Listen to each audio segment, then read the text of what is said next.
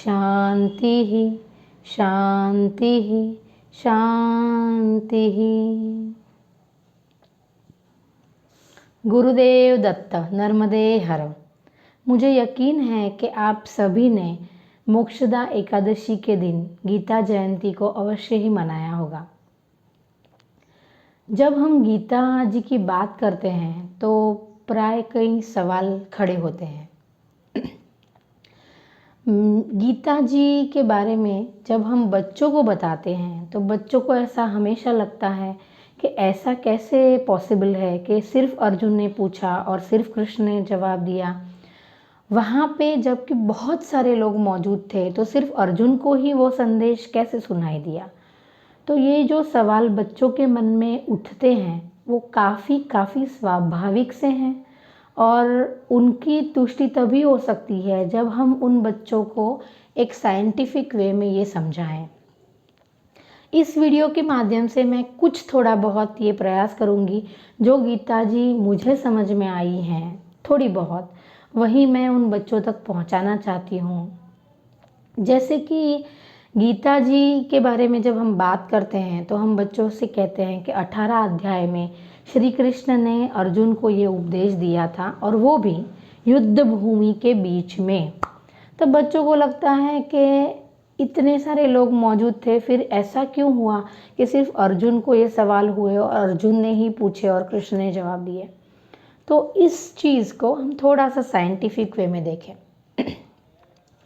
अब प्राय ये होता है कि जब टीचर कोई विषय को समझा रहे हैं, पढ़ा रहे हैं बच्चों को, तब उसमें जो बच्चे होते हैं उन बच्चों में से एक या दो ही ऐसे बच्चे होते हैं जिनको उस विषय में अधिक रुचि है, या तो फिर उस विषय को जानने और समझने के लिए उनकी जिज्ञासा वृत्ति अधिक है। तो वो क्या करेंगे, वो होमवर्क जो दिया है या जो क्लास वर्क दिया है उसे वो घर जाके अच्छे से ठीक से करेंगे और जब वो कर रहे हैं तब उनके मन में सवाल उठेंगे। ये सवाल क्यों उठेंगे, क्योंकि उन्होंने उस विषय को जानने के लिए डिफरेंट एंगल से प्रयास किए हैं। तो वैसे ही जब वो डिफरेंट एंगल से प्रयास करते हैं तो मन में शंकाएं उत्पन्न होती हैं, मन में उनको सवाल खड़े होते हैं और जब ये सवाल खड़े होते हैं तो वो टीचर के पास जाते हैं। जब वो टीचर के पास जाते हैं तो टीचर भी काफ़ी खुश हो जाते हैं क्योंकि इतने सारे बच्चों को पढ़ाया था लेकिन उनमें से सिर्फ एक या दो ऐसे निकले जिन्होंने कुछ हटके सोचा। तो ऐसे ही हटके अर्जुन ने सोचा। सिर्फ उसने सोचा ही नहीं, जब उसके मन में ये सवाल खड़े हुए तो वो सवालों तक नहीं रुका, उसने सवाल के जवाब जानने की कोशिश की। Means he just did not raise the question but he tried that the question should be answered by somebody। अब ये बहुत इम्पॉर्टेंट है कि जब वो सवाल खड़े हुए, जब वो कन्फ्यूजन खड़ा हुआ, जब वो डाउट्स खड़े हुए तो उसने अपने मन में दबा के नहीं रखे, उसने इन सवालों को प्रदर्शित किया, इन सवालों को पूछा। तो जब पूछा तो कृष्ण खड़े हुए एज ए टीचर उन सवालों के जवाब देने के लिए। तो बच्चों, मैं तुमसे यही कहना चाहती हूँ कि जब जब सवाल खड़े हुए हैं तब तब कोई ना कोई जवाब देने के लिए हमेशा ही उपस्थित हो जाता है। फिर वो चाहे कोई किताब के माध्यम से तुम्हें जवाब मिले या किसी व्यक्ति के माध्यम से तुम्हें जवाब मिले या किसी घटना के माध्यम से तुम्हें जवाब मिले, लेकिन अगर सवाल खड़ा हुआ है और तुम में इतनी शिद्दत है तो जवाब तुम्हें यूनिवर्स ज़रूर देगा। नेचर का वो लॉ है कि जब जब सवाल किए गए तब तब जवाब मिले हैं। तो आप यकीन रख लीजिए कि सवाल खड़े करना या उस विषय के प्रति अपनी रुचि को जगाना या उस जिज्ञासा को धारण करना बहुत ज़रूरी है और इसीलिए readiness to learn, readiness to receive is very important step for student. Student क्या उस चीज़ को जानने के लिए प्रिपेयर्ड है? यहाँ पे मुझे शंकराचार्य के शांकर भाष्य का पहला सूत्र याद आता है। शंकराचार्य जी कहते हैं अथातो ब्रह्म जिज्ञासा। ब्रह्म को जानने की जिज्ञासा जिसमें है उसी को ब्रह्म का ज्ञान मिलता है।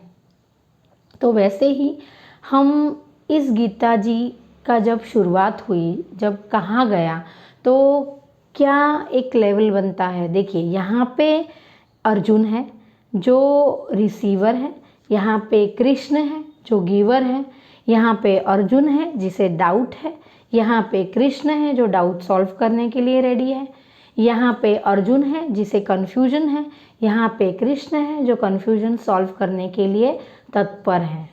तो इसीलिए सिर्फ अर्जुन को सुनाई दिया और सिर्फ कृष्ण ने अर्जुन के लिए ही कहा। वैसे ही अब आप सोचिए कि क्या आप रिसीव करने के लिए रेडी हैं? क्या आप जो पहला अपना ज्ञान है उसे भूल के नए ज्ञान के लिए रेडी हैं? तो अगर आप रेडी होंगे तो कोई ना कोई वो ज्ञान देने के लिए आपके समक्ष ज़रूर उपलब्ध या उपस्थित हो जाएगा।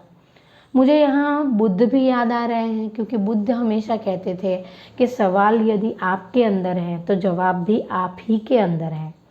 क्योंकि बुद्ध ने ये अनुभव किया था, ये अनुभूत किया था कि वो हर जगह दौड़े, अलग अलग मार्ग पे उन्होंने भ्रमण किया, लेकिन जब वो स्थिर हो गए, जब वो एक वृक्ष के नीचे बैठ गए जिसे हम बोधि वृक्ष कहते हैं, और वो जब पूरी तरह से अंदर चले गए, तभी उनके सारे सवालों के जवाब उन्हीं के अंदर से आए। तो ये समझना बहुत ज़रूरी है कि कई बार जब हम बहुत ज़्यादा अशांत हो जाते हैं, तब हमें सबसे पहले क्या करना चाहिए, हमारे घर के या फिर हमारे सराउंडिंग के ऐसे कोने में चले जाएं, ऐसी जगह पे चले जाएं जहाँ सब कुछ शांत हो। जब आप उस जगह पे बैठ जाएंगे, जब आप कुछ नहीं करेंगे, जब आप स्थिर हो जाएंगे, शांत हो जाएंगे, तो आपके सवालों के जवाब आप ही में से आएंगे। और ये मैंने स्वयं अनुभूत किया है और इसीलिए मैं आपसे शेयर कर रही हूँ।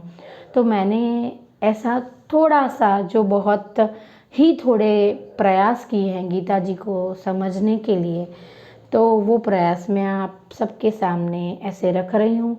और मुझे उम्मीद है कि कुछ ना कुछ बच्चे इसमें से ज़रूर सीखेंगे। तो आज का वीडियो मैं यहीं समाप्त करती हूँ। गुरुदेव दत्त। नर्मदे हर, नर्मदे हर, नर्मदे हर।